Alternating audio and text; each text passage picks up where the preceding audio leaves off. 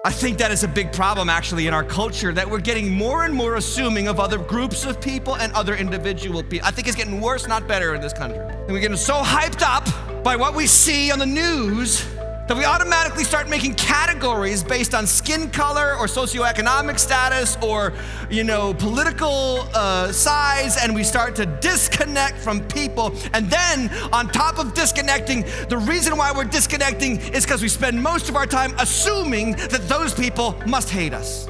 I think about how many of you might be making assumptions about people that could be a great friend to you, but you've made assumptions based on other things that the world has told you divides you, instead of just saying, hi, how are you? Let's go beyond just interpersonal relationships and let's get into what this message is about. Some of you are making assumptions about Jesus. You're making assumptions about Jesus because you've been told about Jesus in a way that is absolutely wrong.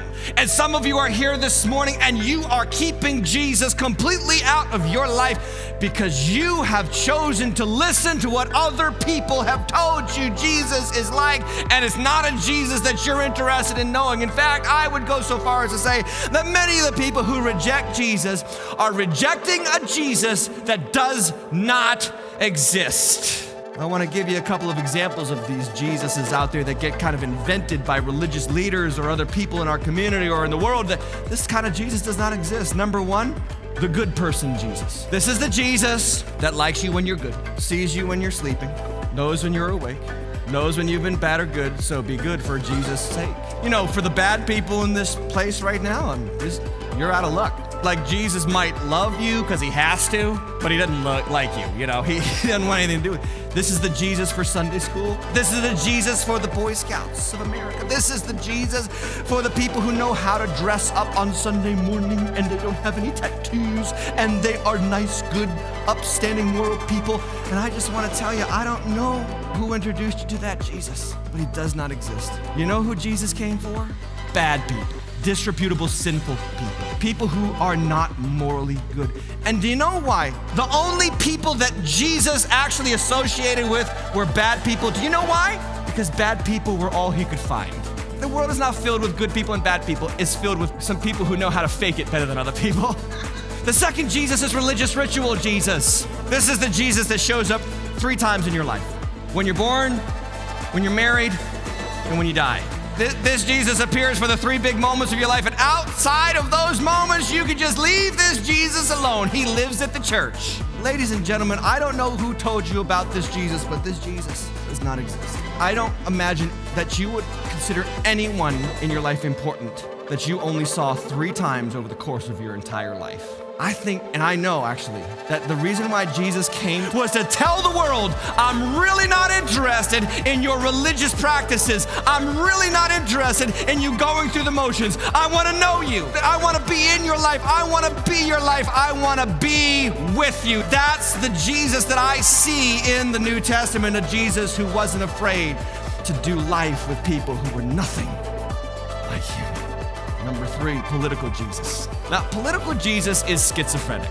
The reason why is because people on the left and the right both think that their version of Jesus is the real Jesus. Like when Hillary gave her concession speech, she started talking about Jesus. And then all through the stump speeches of Donald Trump, he kept saying, nobody loves Jesus more than me. Is Jesus Republican? Is Jesus Democrat? Is Jesus right wing? Is Jesus left wing? And if you talk to both sides, they'll say, we know that Jesus likes us and not them. And maybe you've gotten a church where they've taught you, this is how Jesus would vote. This is who, if you really want to please, then you better vote this way. And not just the different sides of the political aisle, but in the churches of America, there's right-wing Jesus and there's left-wing Jesuses, and I don't know, maybe that's why you keep Jesus at arm's length, because you don't want to get involved in all of that controversy and nonsense and demonization of the other side. And I want to let you know today, I don't know who introduced you to political Jesus, but political Jesus does not exist. He's not right-wing and he's not left-wing. Jesus is for the whole stinking bird, friends. He wants all of America to know who he is. Fourthly, boyfriend Jesus. This is the one all the single ladies love. I'm not gonna date any guys. I'm just gonna date Jesus. It's gonna be me and Jesus, me and Jesus. And this is the one, if you are like me and you come from a charismatic church background where it was all about emotional, relating to God, and I like that, and that's not a bad thing, but this is the one that those churches really love because it's all about feeling Jesus. I feel his presence right now. Stop what you're doing. I just feel the presence of Jesus right now. He's just right here. He's right here. It's like he's saying, Jesus. Do you feel that? Do you feel Jesus? I feel Jesus. And then these people, that's what they do, is they start to make everything about how they feel. And most of the times, I'm gonna tell you, I've been a Christian my whole life. You don't always feel it. You do feel it, but it's not always. Like, I don't walk around and just say, ooh, Jesus, ooh, Jesus. I don't do that. I get up, I make my coffee, I go to work. That's what I do. I mean, come on. And then what do we do ultimately, though, when we make Jesus, like boyfriend Jesus, is that we make it about our emotions and our feelings, and your feelings are the worst kind of things you can listen to. Your feelings are as unreliable as the rain. I mean, it's just not the real way you want to go about thinking about Jesus. The things that are most constant in our lives are the things that we actually feel the least. Nobody in this room right now is feeling breathing. Nobody's sitting there saying, I got a good flow going on. You got a good flow going on? In and out. In and out. It's good. You're good? You're good? I'm good. I really feel breathing today. Nobody's doing that. Nobody woke up this morning and said, I feel human. I've got opposable thumbs. I can reason and rationalize. I am human. Nobody did that. But it doesn't make it not true. It's the most constant thing about your life. And just because you don't feel it doesn't mean God's not there. I don't know who introduced you to boyfriend Jesus, but boyfriend Jesus does not exist. And then rescue me, Jesus. This Jesus gets me a bit mad because this Jesus is for the people who can never get their act together.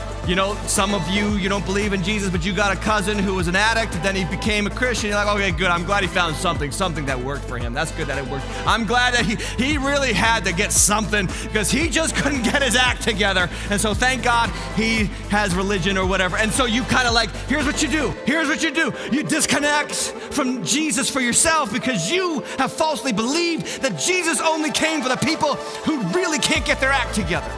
This is the Jesus that you find when you go to prison. You get up there for the news conference. I may have sliced and diced my wife, but thank God I found Jesus. Like, as much as Jesus is for prisoners, and he is, please don't make the mistake to think that Jesus is only for people who can't get their act together. Because there's not people who have their act together and people who don't have their act together. There's just people who know how to fake it a little bit better than others. This Jesus that we see in Matthew's house comes to hang out with tax collectors and sinners. Do you know why? Because this Jesus came for everybody. He's the kind of person who loves people who are nothing like him. Have you met him?